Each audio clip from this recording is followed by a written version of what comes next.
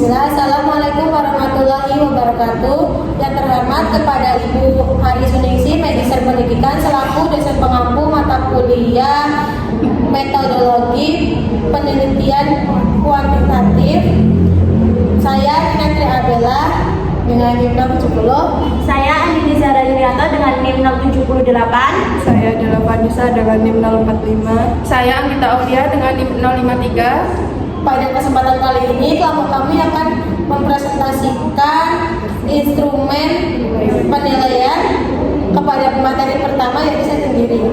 Baik, yang pertama itu ada rencana pembelajaran atau RPP, kelas eksperimen, Satuan Pendidikan SD Negeri 2 Agung Timur, Kecamatan Katulijo, pembelajaran 1 kelas dan semester kelas 4 semester 2 genap, mata pelajaran ilmu pengetahuan sosial.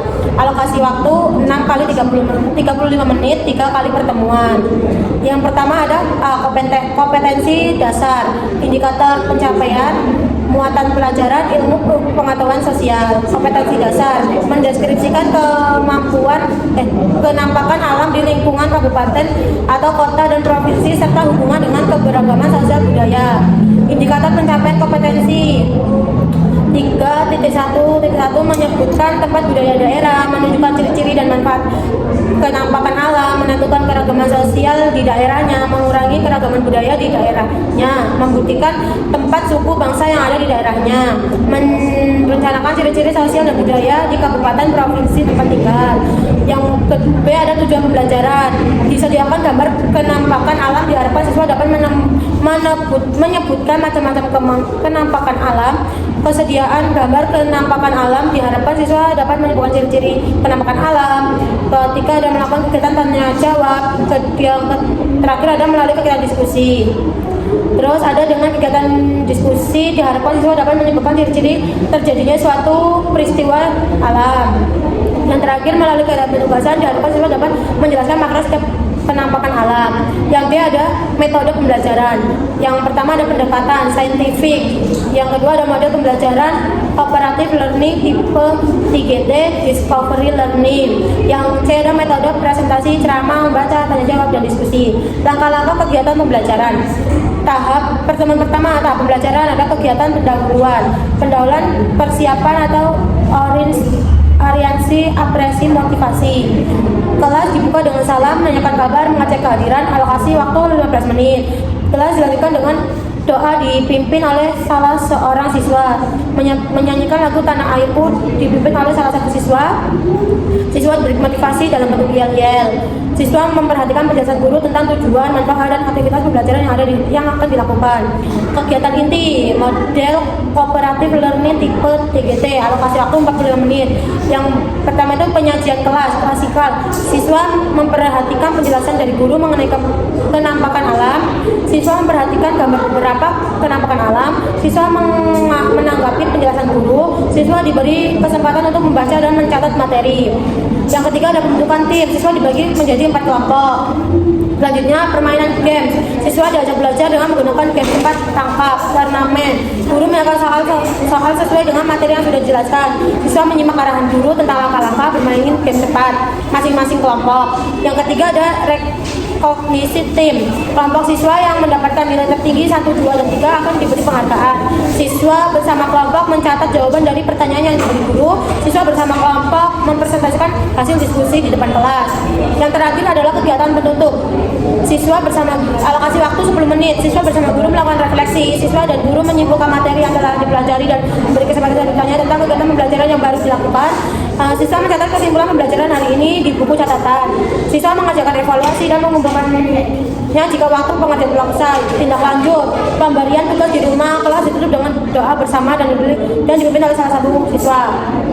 Pada pertemuan kedua tahap pembelajaran pendahuluan persiapan orientasi ekspresi motivasi. Alokasi waktunya 15 menit. Kegiatan pembelajaran yaitu kelas dibuka dengan salam, menanyakan kabar dan mengecek kehadiran siswa. Kelas dilakukan dengan doa dipimpin oleh salah satu siswa, menyajikan lagu Tanah Airku. Siswa diberi motivasi dalam bentuk yel-yel. Siswa memperhatikan penjelasan guru tentang tujuan, manfaat dan aktivitas pembelajaran yang akan dilakukan. Yang kedua ada kegiatan inti, model cooperative learning tipe 3T, alokasi waktu 45 menit. Yang pertama menyajikan kelas. Siswa memperhatikan penjelasan dari guru mengenai penampakan alam. Siswa memperhatikan gambar beberapa penampakan alam. Siswa menanggapi penjelasan guru. Siswa diberi kesempatan untuk membaca dan mencatat materi. Yang kedua ada pembentukan tim. Siswa dibagi menjadi 4 kelompok. Permainan game. Siswa diajak belajar dengan menggunakan game cepat tangkap. Turnamen, guru menyampaikan soal dengan materi yang sudah dijelaskan. Siswa menyimak arahan guru tentang langkah-langkah. Terus yang terakhir ada masing-masing kelompok. Yang kedua ada rekognisi tim. Kelompok siswa yang mendapatkan nilai tertinggi ke 1, 2, 3 akan diberi penghargaan. Siswa bersama kelompoknya mencatat jawaban dari pertanyaan yang diberikan guru. Siswa bersama kelompok mempresentasikan hasil diskusi di depan kelas. Yang terakhir ada kegiatan penutup. Siswa bersama guru, alokasi waktu 10 menit. Siswa bersama guru melakukan refleksi. Siswa dan guru menyimpulkan materi yang telah dipelajari dan memberi kesempatan siswa bertanya tentang kegiatan pembelajaran yang baru dilakukan. Siswa mencatat kesimpulan pembelajaran hari ini di buku catatan siswa. Siswa mengerjakan evaluasi dan mengumpulkan waktu pengerjaan telah usai. Tindak lanjut, pemberian tugas di rumah. Kelas ditutup dengan doa bersama dipimpin oleh siswa. Pertemuan ketiga, kegiatan pembelajaran. Pendahuluan persiapan dan orientasi, ekspresi, motivasi, alokasi waktunya 15 menit. Kegiatan pembelajarannya yaitu kelas dibuka dengan salam, menyampaikan kabar dan mengecek kehadiran. Kelas dilanjut dengan doa, menyanyikan lagu Tanah Airku. Siswa diberi motivasi dalam bentuk yel-yel. Siswa memperhatikan penjelasan guru tentang tujuan dan manfaat. Kegiatan inti, model kooperatif learning tipe TGT. Alokasi waktu 45 menit, menyanyikan kelas. Siswa memperhatikan penjelasan dari guru. Siswa memperhatikan gambar beberapa penampakan alam. Siswa menanggapi penjelasan guru. Siswa diberi kesempatan untuk membaca dan mencatat. Terus pembentukan tim, siswa dibagi menjadi 4 kelompok. Permainan, siswa diajak belajar dengan menggunakan game cepat. Turnamen, guru menyiapkan soal. Siswa menyimak arahan guru. Rekognisi tim, kelompok siswa yang mendapat nilai 1, 2, 3 dan akan diberikan penghargaan. Siswa bersama kelompok mencatat jawaban dan pertanyaan. Siswa bersama kelompok mempresentasikan hasil diskusi. Kegiatan penutup, siswa alokasi waktu 10 menit. Siswa bersama guru melakukan refleksi. Siswa dan guru menyimpulkan materi yang telah dipelajari. Siswa mencatat kesimpulan. Siswa mengerjakan evaluasi. Tindak lanjutnya pemberian tugas di rumah serta kelas ditutup dengan doa bersama. Selanjutnya ada rencana pembelajaran kelas kontrol. Satuan Pendidikan SD Negeri 2 Agung Timur, Kecamatan Kalerejo, pembelajaran 1 kelas 4 semester 2. Ilmu pengetahuan sosial, alokasi waktu 2 kali 30 menit. Kompetensi dasar, indikator pencapaian, muatan pelajaran ilmu pengetahuan sosial. Kompetensi dasar yaitu mendeskripsikan penampakan alam di lingkungan kabupaten atau kota dan provinsi serta hubungan dengan keberagaman sosial budaya. Indikator pencapaian kompetensi menyebutkan tempat budaya di daerah, menunjukkan ciri-ciri manfaat, kemampuan alam, menemukan keragaman nilai sosial daerahnya, menguraikan keragaman budaya di daerahnya, membentukkan tempat suku bangsa yang ada di daerahnya, merencanakan ciri-ciri sosial budaya di kabupaten provinsi tempat tinggal. Tunjangan pembelajaran disediakan gambar penampakan alam, diharapkan siswa dapat menyebutkan macam-macam penampakan alam. Diharapkan siswa dapat menyebutkan ciri-ciri penampakan alam. Diharapkan siswa dapat menjelaskan manfaat penampakan alam di kabupaten atau kota provinsi. Diharapkan siswa dapat menjelaskan penyebab terjadinya bencana alam. Dengan kegiatan diskusi diharapkan siswa dapat menyebutkan ciri-ciri terjadinya suatu peristiwa alam. Melalui kegiatan penugasan diharapkan siswa dapat menjelaskan makna setiap penampakan alam. Metode pembelajaran, pendekatan saintifik, metode pembelajaran kooperatif kelompok, metode presentasi, ceramah, baca, tanya jawab, diskusi. Langkah-langkah kegiatan pembelajaran, tahap pembelajaran, kegiatan pendahuluan, kegiatan pembelajaran, alokasi waktu 15 menit. Pendahuluan, persiapan, orientasi, apresiasi, motivasi. Kelas dibuka dengan salam. Kelas dilanjutkan dengan doa, menyanyikan lagu Tanah Air. Siswa diberi motivasi dalam bentuk yel-yel. Siswa memperhatikan penjelasan guru. Siswa diberi pertanyaan mengenai penampakan alam oleh guru. Siswa diajak untuk mengamati gambar. Siswa diberi kesempatan untuk bertanya. Guru memberi sedikit penjelasan mengenai penampakan alam. Siswa dibagi menjadi beberapa kelompok. Setiap kelompok diberi lembar kerja untuk dikerjakan. Setelah selesai, setiap kelompok membacakan hasil pekerjaannya. Setiap kelompok diberi kesempatan untuk bertanya kepada kelompok yang sedang membacakan. Siswa diberi kesempatan untuk bertanya apabila ada yang belum mengerti. 10 siswa bersama guru menyimpulkan hasil kegiatan pembelajaran evaluasi. Siswa bersama guru melakukan refleksi. Siswa dan guru menyimpulkan materi yang telah dipelajari dan memberi kesempatan siswa yang bertanya. Siswa mencatat kesimpulan. Siswa mengerjakan evaluasi dan menyimpulkannya jika waktu pengerjaannya telah usai. Tindak lanjut pembelajaran tugas di rumah. Kelas ditutup dengan doa bersama pimpinan salah seorang. Kompetensi dasar mendeskripsikan penampakan alam di lingkungan kabupaten, kota, provinsi serta menghubungkan dengan keberagaman sosial. Menyebutkan tempat budaya di daerahnya. Nomor soal 1, 2, 3, 4, 5 C1. Yang kedua ada menunjukkan ciri-ciri dan manfaat kenampakan alam. Soal 67 C2. Menentukan keragaman sosial di daerah. Soal 8, 9, 10, 11 C3. Menguraikan keragaman budaya di daerah. Soal 12 C4. Membuktikan tempat suku bangsa yang ada di daerahnya. Soal nomor 13 C5. Merencanakan ciri-ciri sosial dan budaya di kabupaten atau kota, provinsi tempat tinggal. Soal nomor 14 dan 15 C6. Kunci jawaban D.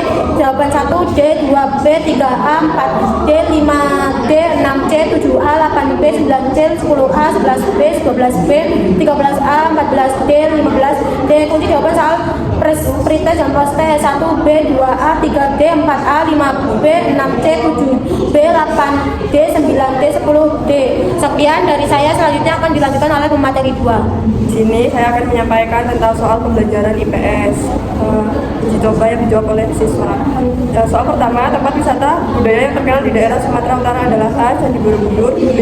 Keraton Yogyakarta, C. Taman Mini Indonesia Indah, D. Danau Toba. Siswa menjawab D. Danau Toba dan jawabannya benar. Soal nomor 2, salah satu peninggalan sejarah di daerah Lampung yang menjadi objek wisata budaya adalah A. Candi Borobudur, B. Situs Batu Bedil, C. Makam Sunan Gunung Jati, C. Candi Prambanan. Siswa menjawab B. Situs Batu Bedil dan jawabannya benar. Kemudian soal nomor 3, berikut merupakan museum terkenal di daerah Lampung adalah A. Museum Lampung, B. Museum Kereta Api, C. Museum Bahari, D. Museum Biologi. Siswa menjawab A. Museum Lampung, jawabannya benar. Kemudian soal nomor 4, tempat wisata budaya yang terdapat relief peninggalan kerajaan Majapahit di daerah Jawa Timur adalah A. Candi Penataran, B. Candi Dago, C. Candi Jawi, D. Candi Singosari. Siswa menjawab D. Candi Singosari dan jawabannya benar. Soal nomor 5, situs megalitikum yang menjadi objek wisata budaya di daerah Nusa Tenggara Barat adalah A. Situs Liang Bua, B. Situs Tambora, C. Situs Batu Gilang, D. Situs Gunung Padang. Siswa menjawab A. Situs Liang Bua, tetapi jawabannya salah. Soal nomor 6, ciri khas pegunungan di Indonesia adalah A. Banyak terdapat danau, B. Memiliki udara yang dingin, C. Banyak tumbuh laut dan pakis, D. Banyak hewan mamalia besar. Siswa menjawab B. Memiliki udara yang dingin dan jawabannya salah. Nomor 7, salah satu manfaat danau bagi kehidupan adalah A.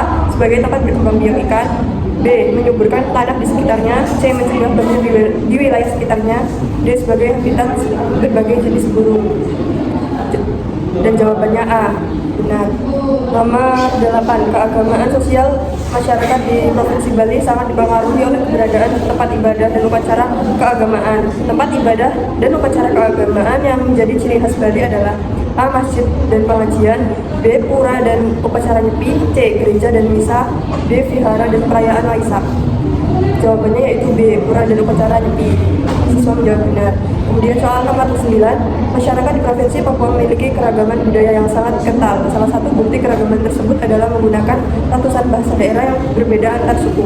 Berdasarkan fakta tersebut, upaya yang tepat untuk mempertahankan keberagaman budaya di Papua adalah A. Melarang penggunaan bahasa daerah, B. Mempopulerkan bahasa Indonesia, C. Mengembangkan pusat kajian bahasa daerah, D. Membatasi interaksi antar suku. Jawabannya C. Benar, mengembangkan pusat kajian bahasa daerah. Soal nomor 10, Provinsi Jawa Barat dikenal dengan sebutan kota seribu pesantren. Banyaknya pesantren di Jawa Barat menunjukkan bahwa mayoritas penduduk di provinsi ini beragama A. Islam, B. Katolik, C. Hindu, D. Buddha. Jawabannya A. Islam. Nah. Nomor 11, Provinsi Riau dikenal dengan keragaman suku bangsa dan budayanya. Salah satu suku bangsa asli Provinsi Riau adalah suku Melayu. Kesenian tradisional yang dimiliki oleh suku Melayu Riau adalah A. Tari Saman, B. Tari Serapang 12, C. Tari Gatot Kaca, D. Tari Barongan. Siswa menjawab B. Tari Serapang 12 dan jawabannya benar. Soal nomor 12, Provinsi Lampung dikenal dengan julukan Kota Intan yang mencerminkan keragaman budayanya. Salah satu suku asli Lampung adalah suku Lampung Saibatin yang menempati kawasan pegunungan. Rumah adat tradisional suku Lampung Saibatin disebut Luo.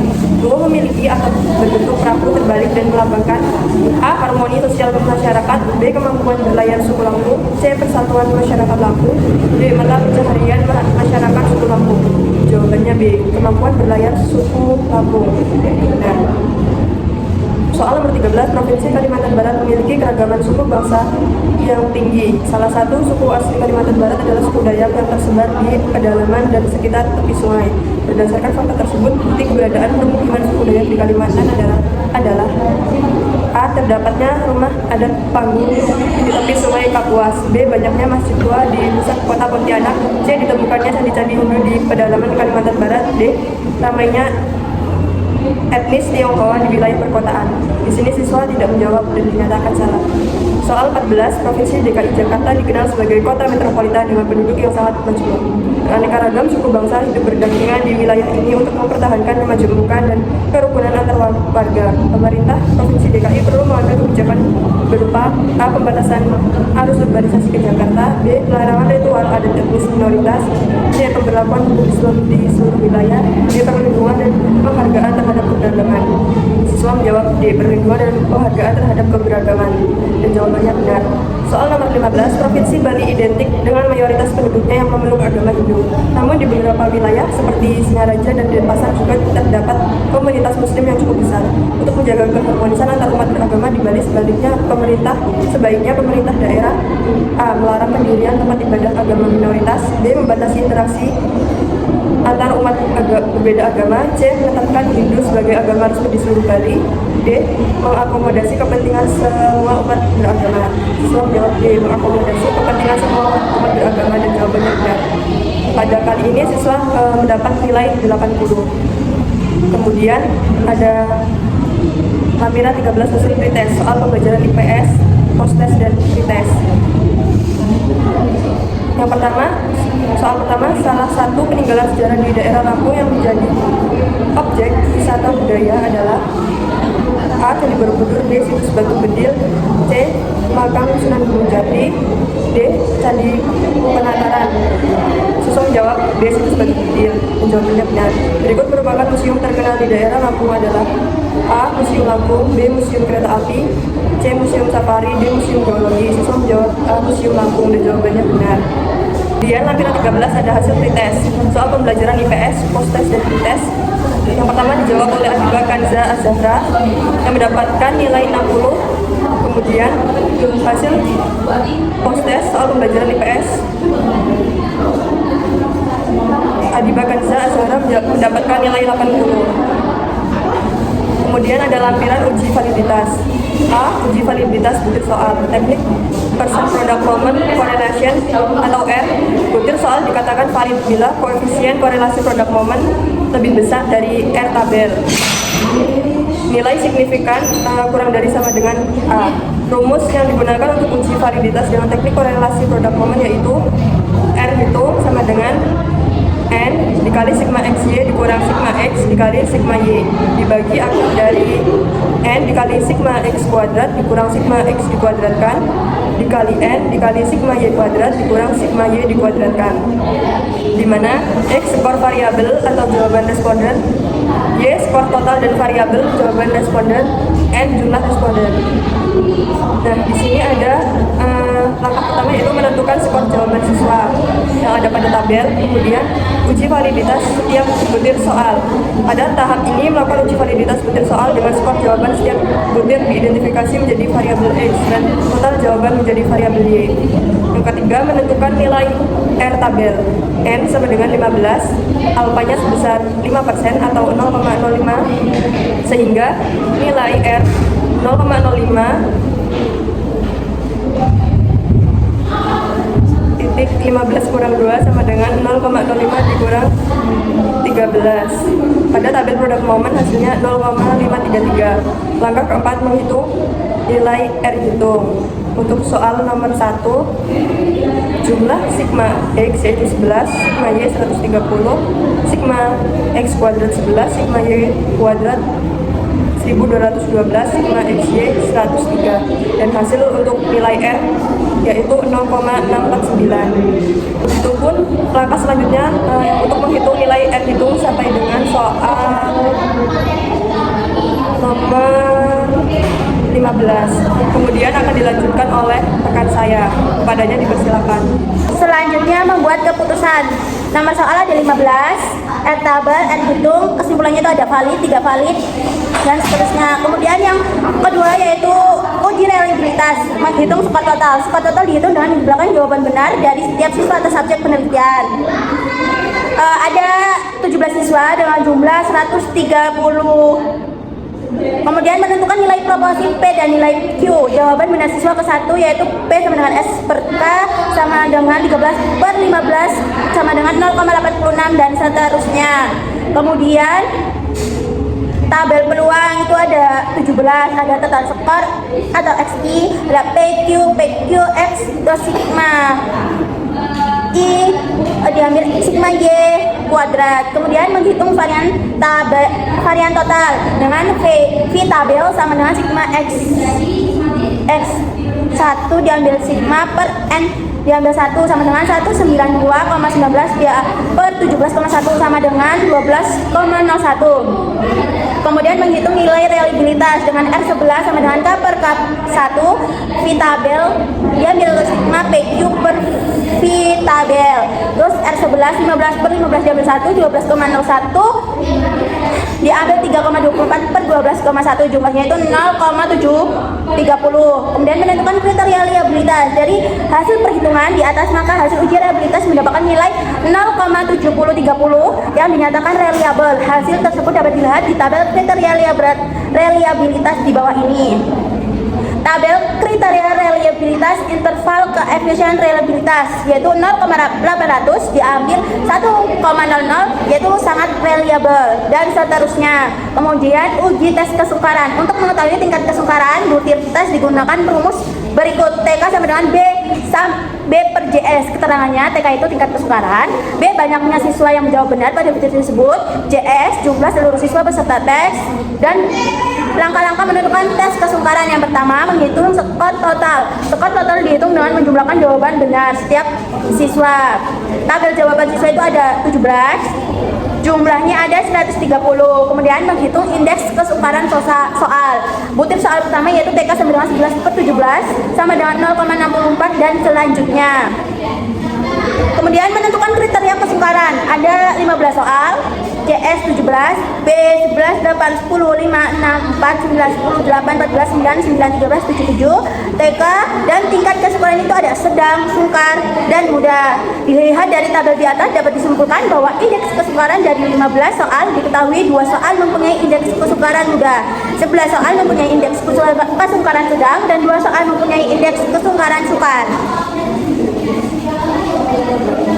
Kemudian uji normalitas data, uji Lilliefors data pretest prosedur atau langkah-langkah menghitung uji normalitas dengan teknik Lilliefors adalah yang pertama membuat hipotesis H0 yaitu data berdistribusi normal, kemudian H1 yaitu data tidak berdistribusi normal. Dengan kriteria pengujian, jika L0 sama dengan L hitung L tabel maka H0 diterima. Jika L0 atau L hitung L tabel maka H0 ditolak. Tingkat signifikasi L sama dengan 0,5. Kemudian statistik uji L sama dengan maksima V F JI diambil SJI dengan mencari harga min dari simpangan baku. Dan sigma S yaitu jumlahnya ada 930, sigma X kuadrat jumlahnya ada 44.500. Udah. Selanjutnya yaitu mencari M-nya dengan rumus M sama dengan sigma X per M. Hasilnya yaitu min 44,28. Yang selanjutnya mencari simpangan baku dengan rumus SD sama dengan N dikali sigma X kuadrat per N min sigma X dikuadratkan per N dalam kurung N min 1. Nah, dari tabel di atas maka dapat dihitungkan simpangan baku yaitu hasilnya 13,05. Selanjutnya menentukan nilai ZI yaitu hasilnya A 1,8605, yang B hasilnya 1,094, yang C hasilnya 0 min 0,3165, yang D hasilnya 0,4383, yang hasilnya 1,2042. Selanjutnya menentukan nilai FZI dengan melihat tabel Z menggunakan nilai luas di bawah kurva normal baku. Berikut adalah tabel nilai FZ1-nya. Yang selanjutnya menentukan nilai SZI. Bisa dilihat di tabel di samping ini ya. Selanjutnya menentukan selisih antara FZI min SZI dengan mengambil nilai mutlak terbesar yang disebut Lillie Force observasi L0, kemudian melihat nilai Lillie Force tabel LT untuk N sebanyak jumlah sampel dan taraf signifikasi pada alpha 0,05. Jika nilai L0 lebih kecil dari nilai LT, maka pengujian data berasal dari sampel yang berdistribusi normal. Selanjutnya uji normalitas data. Yang pertama ada uji Lillie Force data pretest. Prosedur atau langkah-langkah menghitung uji normalitas dengan teknik Lillie Force adalah yang pertama membuat hipotesis H0 sama dengan data berdistribusi normal HI, yaitu data tidak berdistribusi normal dengan kriteria pengujian. Jika L0 sama dengan L hitung kurang dari L tabel maka H0 diterima. Jika L0 sama dengan L hitung lebih dari L tabel maka H0 ditolak. Taraf signifikasinya alpha sama dengan 0,5. Selanjutnya statistik uji L sama dengan max FZI min SZI dengan mencari harga mean dan simpangan baku yang hasilnya yaitu sigma X sama dengan 1,390